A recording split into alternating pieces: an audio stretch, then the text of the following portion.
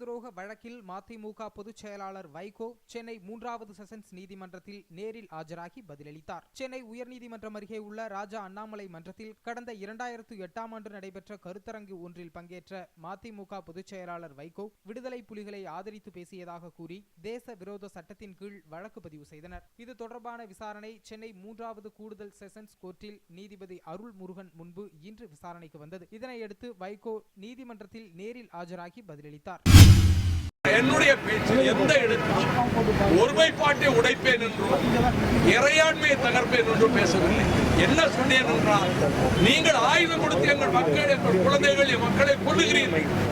லட்சக்கணக்கான தமிழர்கள், அப்பாவி தமிழர்களை கொன்று குவிக்கிறீர்கள். அவர்கள் நாதியற்று போய்விட்டார்கள். இந்த நிலைமை நீடித்தால் அவர்களுக்கு யார் ஆயுதம் கொடுப்பார்கள்? வேறு வழியின்றி அவர்களுக்கு இங்கே இருக்கிற தமிழர்களே ஆயுதம் கொடுத்து அவர்களை காப்பாற்ற வேண்டிய நிலைமை ஏற்படாதா? அப்படி ஒரு நிலைமை ஏற்பட்டு விட்டால் அதிலும் நானும் அதிலே பங்கேற்று செல்லுகிற முதலாளாக இருப்பேன் என்று சொல்லி என் மீது 35 கேள்விகள் வைக்கப்பட்டன. நான் பேசிய எதையும் மறுக்கவில்லை.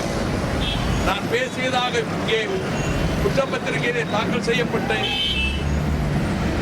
அவர்கள் சாட்சியங்கள் சொன்ன அனைத்தையும் நான் ஒப்புக்கொண்டிருக்கிறேன்.